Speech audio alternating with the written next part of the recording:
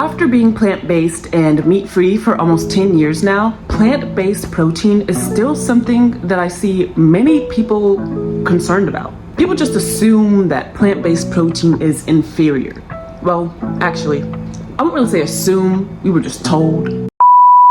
So let's get into something called the Three Sisters. So I first heard of the concept of the Three Sisters while watching the Netflix documentary, The Blue Zones. So go check it out. They mention how the Iroquois American Indians plant 3 specific crops with each other. And those crops are corn, beans, and squash/pumpkins. Not only do these 3 crops nourish each other in the garden, but when eaten together in a meal such as the Three Sisters soup or stew or casserole or tacos or whatever you want to do with them, there is a boost in protein content and help form a complete protein, which simply means that the Three Sisters provide your body with all 9 essential amino acids. This has been a staple in American Indian diets for over 3,000 years.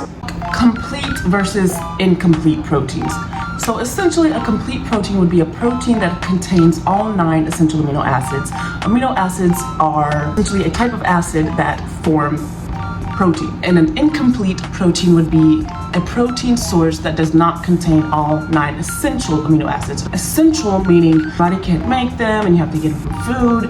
We'll get into that. But for the longest time, and I remember when I was taking my sports nutrition class back in college, they were talking about complete and incomplete proteins, and for the longest time it has been stated that plants do not contain all 9 essential amino acids. Well, it turns out that's not quite true. In fact, there are many different plant-based proteins that contain all 9 essential amino acids. I'm going to list them out for you right now. Quinoa, kale, spinach, tofu, tempeh, edamame, spirulina, hemp seeds, chia seeds, and even mushrooms. Not only that, but you also have fruit that contains protein. I know that is not the first thing that many people think of when they think of a source of protein. They are not thinking fruit. Okay, they're not thinking fruit, but yes, fruit does contain protein. I will give you some examples of fruit that does contain protein and a good amount of protein. You have guava with 4.2 grams of protein for 1 cup. Guava is the fruit that contains the highest amount of protein. Guava or guava? Guava. If I said guava, I meant guava. Whatever, you guys know what I mean. You've got your avocados, you've got raspberries, blackberries, jackfruit, durian. Leave a thumbs up or comment down below if you would like to see a high protein guava smoothie recipe. One of the things that I have learned and have realized while doing my research is that fruit contains amino acids. Rewind to what I said earlier, amino acids are what make up protein, and fruit is full of them. So if you're consuming a lot of amino acids by eating lots of fruit, well then guess what? Your body's so smart, it's going to use those amino acids and build the protein blocks that it needs anyways. Our bodies are magical, they're intelligent. And what's even more interesting that I found while researching this topic is that your microbes, your gut bacteria, your friends, right there, it's found that your gut bacteria can actually make these amino acids, these essential amino acids. 2 quotes that I had found while researching this topic, and one of them stated, bacteria colonizing the intestines has the capacity to facilitate de novo synthesis of essential amino acids. De novo synthesis meaning from the beginning, so essentially from scratch. So take care of your gut and your gut can make those amino acids for you. There's this book that I've been reading. I say I've already read it. I'm reading it again. It is called Proteinaholic by Garth Davis, medical doctor.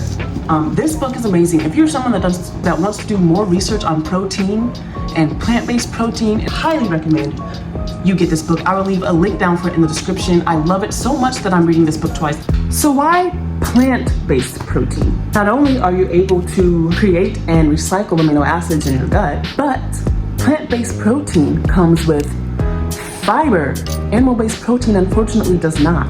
I've seen it firsthand that a lot of people that rely or eat a lot of animal-based protein, they don't make enough space on their plate for the fiber for the plants, which is why only 5% of Americans are getting enough fiber in their diets, because everybody's too focused on the protein. They're only focused on the protein. They're not getting any fiber. gotta feed your microbes this fiber so that they can thrive and function and do things such as de novo synthesizing of amino acids. When you're eating plants and plant-based protein, not only are you getting protein, and complete protein at that, but you're also getting that protein along with the fiber to help regulate your bowels and your digestive system. And you're also getting the phytonutrients, micronutrients, and the vitamins and the minerals and the antioxidants and all the other plethora of things that plants provide for the human body. It's kind of like an all-in-one situation we got going on. You got everything that we need right here. As long as you eat a variety of plants, you're getting your protein, you're getting your fiber, you're getting your carbs, you're getting your vitamins, minerals, antioxidants, and everything that I just stated, and then some. And so I've given you all a few examples, a lot of examples actually, of plant-based protein sources and complete plant-based protein sources.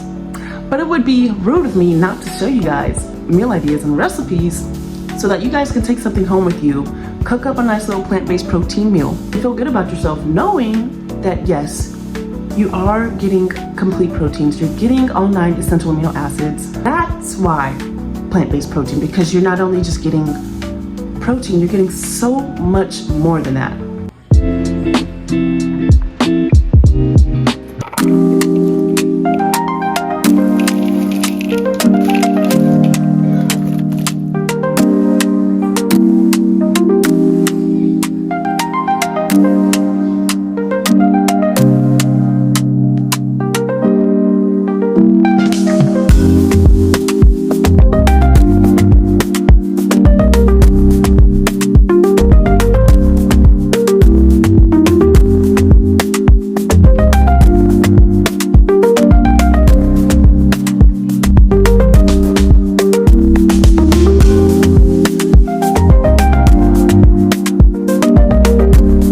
So this is a Three Sisters casserole dish. I hope you guys enjoy, and now let's move on to the next meal.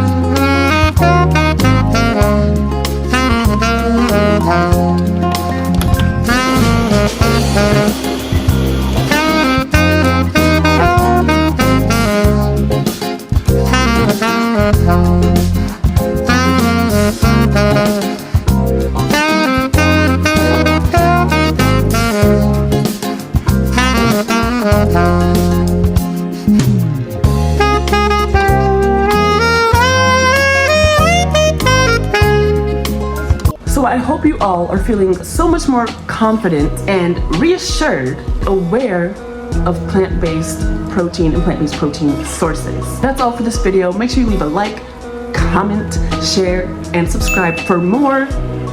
And I will see you all next week.